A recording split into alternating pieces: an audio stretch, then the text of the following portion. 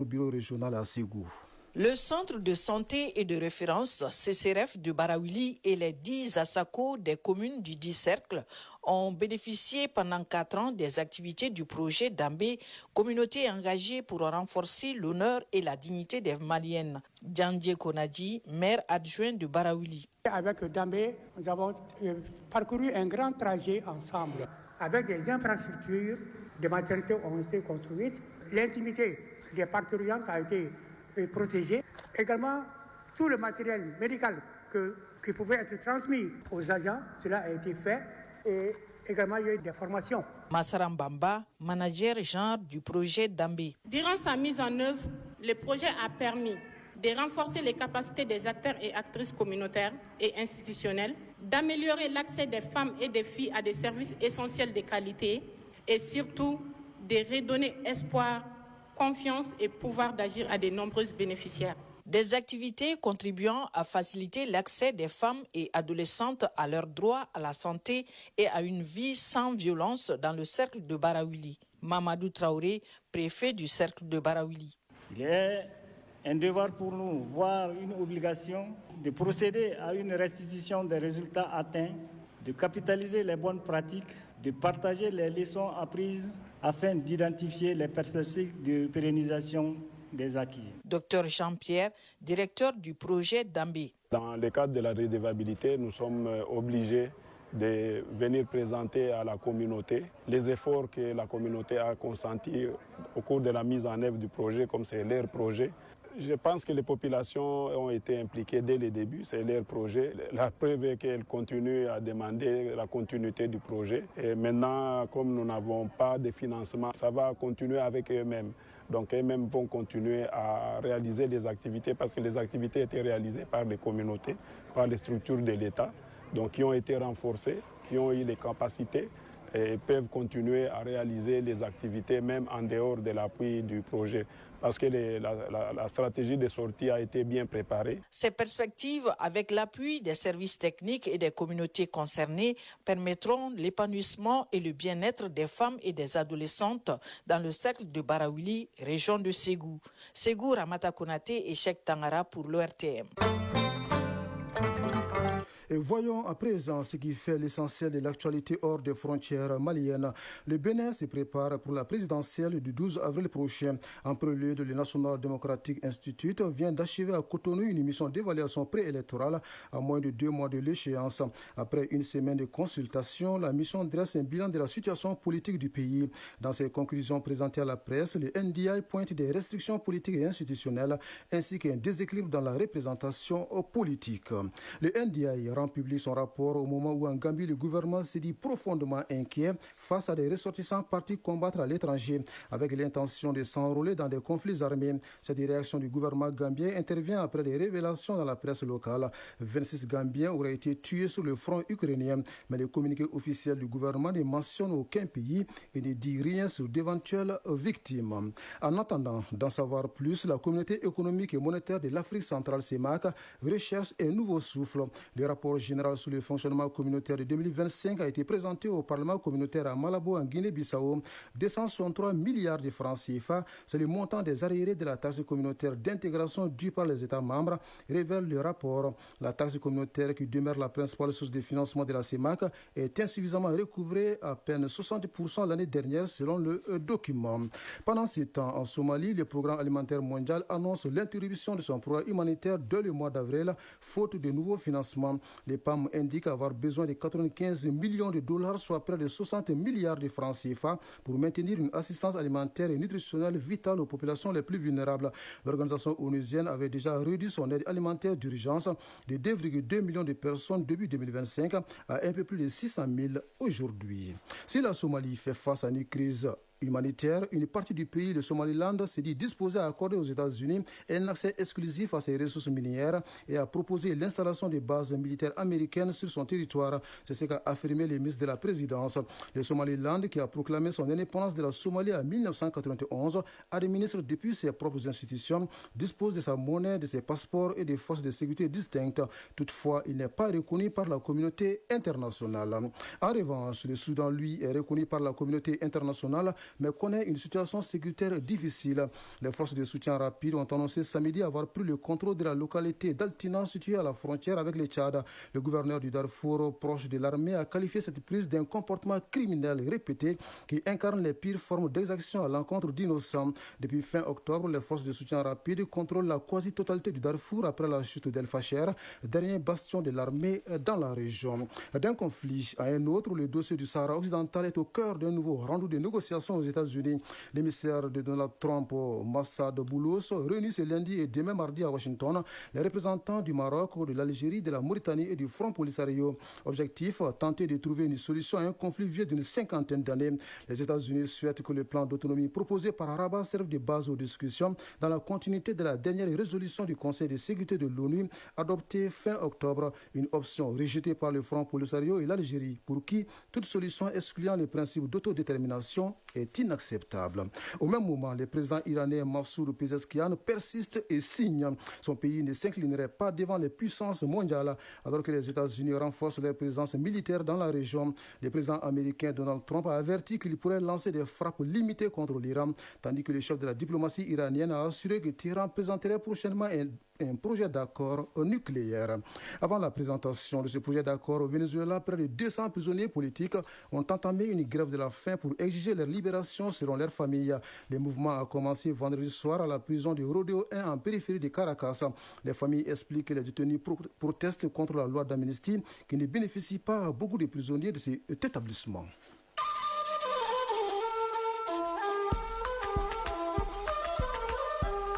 AES Actualité.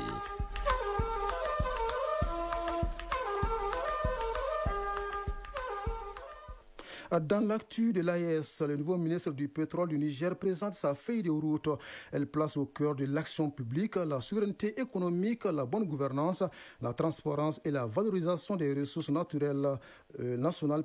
Le document s'articule autour de 7 axes stratégiques que nous découvrons avec Fatih Abdoulaye de la Voix du Sahel. La feuille de route du ministre du Pétrole marque une nouvelle étape de la stratégie nationale de valorisation des ressources pétrolières du Niger. Elle s'inscrit dans la dynamique de la refondation nationale et vise à faire du secteur pétrolier un levier majeur de souveraineté économique, de stabilité budgétaire et de transformation structurelle du pays. Cette feuille de route s'articule autour de cet axe stratégique selon le ministre du Pétrole, Amadou Tijani. L'axe premier, c'est investir dans l'exploration afin d'attirer le maximum d'opérateurs pour diversifier la base de partenaires existants. Le deuxième axe, c'est maîtriser et optimiser la chaîne de valeur pétrolière. Le troisième axe porte sur le renforcement de la gouvernance et du cadre institutionnel. Le quatrième axe, c'est le développement du contenu local et des capacités nationales. Le cinquième axe, c'est la mobilisation des compétences nationales et l'ouverture maîtrisée à l'expertise internationale. Le sixième axe porte sur la gestion rigoureuse des impacts environnementaux et sociaux. Le septième axe porte enfin sur la transparence et la redevabilité publique. La gestion des ressources pétrolières exige un haut niveau de transparence et de responsabilité vis-à-vis des institutions de la République et des citoyens. Cette feuille de route constitue ainsi un cadre stratégique et opérationnel pour les prochaines années, avec pour objectif de permettre au secteur pétrolier de contribuer durablement à la prospérité et au développement du Niger. Déjà dans le cadre du vaste programme national de modernisation et de digitalisation des services publics, le ministère du Pétrole a engagé la mise en place de la plateforme ExoVisa dédiée à la gestion des exonérations pétrolières. Cette plateforme a été présentée à l'assistance lors de la cérémonie de présentation de la feuille de route du ministre du Pétrole. Oui, le ministre du Pétrole du Niger présente sa feuille de route au moment où son homologue du Burkina Faso est à Bobo Dioulasso pour s'enquérir des préparatifs de la 22e édition de la Semaine nationale de la culture. Par la même occasion, échanger avec les acteurs impliqués et solliciter les bénédictions des autorités coutumières pour la réussite de ces grands rendez-vous culturels. Sous les pas du ministre Gilbert Ouédraogo, Nebilma Augustin Bado de la Radio nationale du Burkina. La visite du ministre en charge de la culture a débuté chez le chef de canton des Bobo Mandare. À cette étape, Pengdoende Gilbert Ouedraogo a présenté le comité national d'organisation de la 22e édition de la SNC au chef de canton et sollicité ses bénédictions et ses conseils afin que l'événement se déroule dans la paix, l'unité et la cohésion sociale. Nous sommes le ministère en charge de la culture et nous accordons beaucoup d'importance à nos notabilités et à nos autorités coutumières et traditionnelles. Donc nous avons voulu auprès de Sa Majesté recueillir des conseils, mais surtout avoir ses bénédictions. Après cette séquence, la délégation ministérielle a mis le cap sur le site principal de la SNC. Sur place, le ministre a pu constater l'état d'avancement des travaux, notamment la réalisation d'un important canal de drainage destiné à améliorer l'assainissement du site. La visite s'est ensuite poursuivie au stade Sangoulé de la Mizana qui doit abriter la cérémonie officielle de lancement de la SNC. Le ministre s'est dit confiant quant au bon déroulement des préparatifs. Il y a des travaux à poursuivre, il y a des réflexions à faire et nous voulons compter sur la contribution de tous les Burkinabés, la contribution des Bobolais pour pouvoir relever ce grand défi-là. En tout cas, je dois tout simplement dire que nous sommes confiants. Nous allons continuer à veiller au grain pour que les jours qui nous restent puissent servir véritablement à peaufiner l'organisation et permettre donc à cette 22e édition de la SNC d'être un franc succès. La 22e édition de la Semaine nationale de la culture se tiendra du 25 avril au 2 mai 2026 sous le thème Culture, jeunesse et transmission des valeurs sociales. Retour ici à Bamako où la solidarité et l'entraide sont les valeurs les mieux partagées en cette période de Ramadan. Les structures caritatives et les personnes de bonne volonté multiplient des dons en faveur des couches vulnérables de la société. L'objectif est de leur permettre de passer ces moments sans grande difficulté. C'est dans ce cadre justement que l'ONG Direct Aid a lancé son opération Ramadan. Au total, 2600 familles seront assistées à travers le pays pour un budget estimé à 100 millions de francs CFA. Inaba y était pour Mali Actualité. 2600 familles vulnérables bénéficient cette année de l'opération Ramadan de l'ONG Direct Aid. Cet appui qui vise à soulager le quotidien de ces familles en cette période de grande consommation est composé de riz, de sucre, d'huile et de pâtes alimentaires. Pour le district de Bamako et le cercle de Kati, 1600 familles sont concernées. Mohamed Yaya Abidine, bénéficiaire. Je ne peux même pas dire ce que l'ONG fait comme aide et comme bien fait des écoles, des mosquées, etc. C'est une très très grande ONG. Que Dieu lui donne longue vie seulement. Tankara Fatmata Traoré, bénéficiaire. Je suis très contente de cette donation. Chaque année, nous venons recevoir ces kits. Elles nous donnent toutes sortes de produits alimentaires. Ça nous aide beaucoup durant le mois de Ramadan. Cette opération Ramadan, en plus de Bamako et de Kati, va se tenir également dans les régions de Mopti, Bougouni, Koutiala et Banyangara. Le coût total de l'opération est de 100 millions de francs CFA, entièrement financé par le Fonds cohésien pour le développement. Bakari Koulibaly, représentant de l'ONG Direct Aid. Comme l'habitude au sein de l'ONG Direct Aid, ça fait partie du but de sa création dans 30 pays en Afrique. Tout le monde peut avoir sa part sans difficulté. Le représentant de Direct Aid invite les bonnes volontés à emboîter le pas pour soulager le maximum des familles démunies, surtout en ces moments difficiles. Oui, des moments difficiles où chaque petit geste aura un grand impact, comme servir par exemple un bol de quinquelba chaud à un jeûneur, une boisson très prisée par les fidèles musulmans à la rupture du jeûne au regard de ses nombreuses vertus. Le quinquelba hydrate l'organisme, renforce le système immunitaire et réveille l'estomac. Seul bémol, le prix du produit prend de l'ascenseur, ce qui est loin de décourager les grands consommateurs. Adam Maïga est allé à leur rencontre et d'autres acteurs. C'est le grand format de cette édition.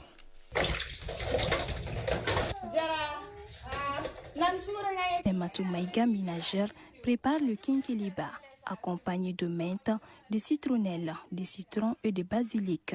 Cette tisane est l'une des boissons très prisées lors de la rupture du jeûne musulman au Mali. Sur la terrasse, une table bien garnie de différents mets et boissons. Mais la boisson vedette manque, le kinkeliba. La tisane au goût boisé ou herbacé. Les membres de la belle famille de Nematou Maïga s'empressent à rompre le jeûne avec cette plante. Pendant le Ramadan, Rompre les gens avec le Kinkeliba est le choix de nombreuses familles et pour cause. Nematou Maïga, consommatrice. Nous vivons le Kinkeliba au moment de la rupture du jeûne. Nous le prenons également pendant le Sohour. Nous l'avons choisi parce que c'est une plante ouest-africaine. En plus, avec seulement 50 francs CFA, on peut l'infuser 2 fois. Kadjatou Tougoula, consommatrice. J'achète le Kinkeliba au marché et le prépare. Je l'accompagne de citronnelle et de basilic et bien d'autres ingrédients. J'ai opté pour le Kinkeliba comme boisson de rupture car il contribue à l'amélioration de la santé. Yacouba Traoré, consommateur. Je prends le Kinkeliba pendant la rupture. D'abord, il est recommandé par les médecins de rompre le jeûne avec une boisson chaude. Les avis sont unanimes sur les vertus thérapeutiques du Kinkeliba. La consommation agit plus sur l'organisme humain, nous confirment Amara Diallo et Dikoso, tous deux nutritionnistes. Avant de commencer à manger les aliments lourds, d'abord, il hydrate l'organisme, renforce le système immunitaire et réveille l'estomac. Il donne du tonus, surtout quand il est associé au citron et au miel au mois après la rupture du jeûne. De façon globale, le Kinkeliba est constitué de plus de 150 bioactifs. Le Kinkeliba facilite la digestion et réduit les ballonnements et qui contribue au ralentissement du vieillissement cellulaire, permet d'épurer un peu le foie. Comme tous les produits de grande consommation pendant le Ramadan, les prix du Kinkeliba prennent l'ascenseur en cette période. Et pourtant, décréter mois de grande solidarité, de soutien mutuel et d'accompagnement. Nematou Maïga, consommatrice. Le chassé de 50 francs CFA est vendu à 100 francs CFA, simplement parce que le Kinkeliba est plus consommé pendant le Ramadan. Kadjatou Tougoula, consommatrice. Actuellement, je suis obligée d'acheter le sachet de Kinkeliba à 100 francs CFA au lieu de 50 francs CFA et celui de 100 francs CFA à 200 francs CFA car il est devenu cher pendant le Ramadan. Yacouba Traoré, consommateur. Le prix du Kinkeliba prend l'ascenseur pendant cette période. Parfois, je l'achète en ville si la rupture me trouve là-bas. C'est trop cher. Pour les revendeurs, cette hausse du prix du Kinkeliba s'explique par les difficultés auxquelles ils sont confrontés lors de l'approvisionnement de ce produit. Aminata Doumbia, vendeuse.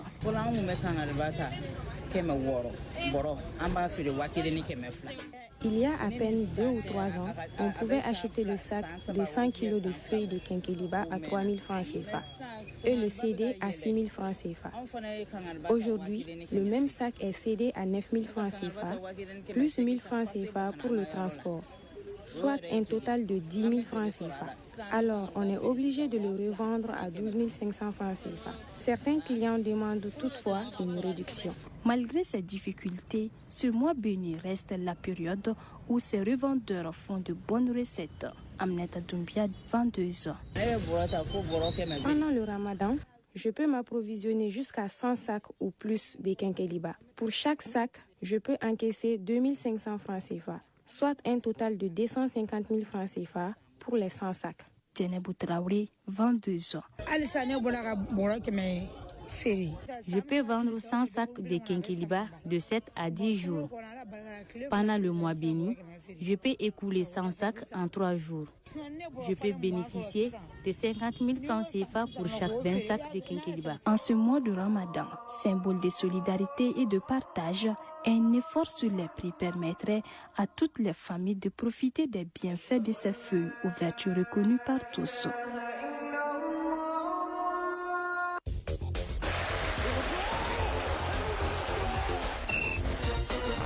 Ce générique annonce la page sport pour l'animé. Je reçois dans ces studios Foutigi Tunkara. Bonjour. Bonjour Grand Traoré, bonjour à tous. L'actualité sportive, c'est d'abord le championnat national de Ligue 1 de football. Et l'harmonisation des calendriers de la compétition se poursuit avec des matchs en retard joués hier. Oui, un match comptant pour la 11e journée en retard du championnat national de Ligue 1 Pro. 2 rencontres étaient à l'affiche hier dimanche au stade Ouezin Koulibaly. Le Djilba AC a été tenu en échec par les FC Diarra 0-0 au stade Mamadou Konaté. Le stade Malien de Bamako a été accroché par l'AS Bakardian et Barawili 0-0 également.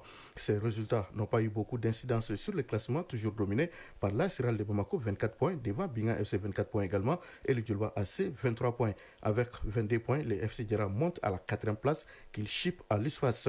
Le Stade Malien de Bamako reste 7e avec 19 points. L'AS Bakardian de Barawili est 12e avec 11 points.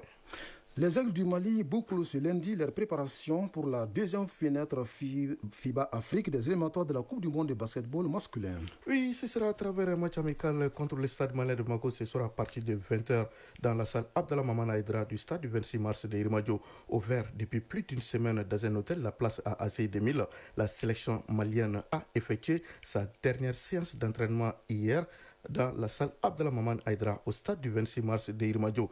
Finaliste de la dernière édition de l'Afro-Basket masculin en août dernier en Angola, les Aigles s'envolent demain mardi à 11h pour Alexandrie en Égypte, où est basé le groupe D de la fenêtre 2 des éliminatoires Zone Afrique de la Coupe du monde FIBA 2027 qui s'ouvre jeudi à Alexandrie en Égypte. Le Mali effectuera d'ailleurs sa première sortie jeudi contre l'Égypte à 21h temps universel avant de rencontrer l'Ouganda samedi à 18h et de terminer contre l'Angola dimanche à 18h également. Alors, quelles sont les ambitions du Mali et comment s'est déroulée la préparation des Aigles? Élément de réponse avec le coach colonel Eladjiko que nous avons joint au téléphone. C'est une période difficile pour toutes les équipes, vu que la plupart des joueurs sont des professionnels qui évoluent dans d'autres pays. Le calendrier FIBA fait que les fenêtres, on a un tout petit temps pour pouvoir regrouper les joueurs, colmater les choses et aller à la Coupe d'Afrique. Mais par la grâce de Dieu, nous avons pu faire, je pense ce qu'il faut pour être à la hauteur des attentes. Donc ça va, tout se passe bien par la grâce de Dieu et on pense aborder le tournoi avec la plus grande sérénité. L'équipe s'envole le mardi. Nos ambitions n'avons pas multiples. C'est de faire le maximum pour que nous puissions nous qualifier pour cette phase finale de la Coupe du Monde tant attendue par le Malien.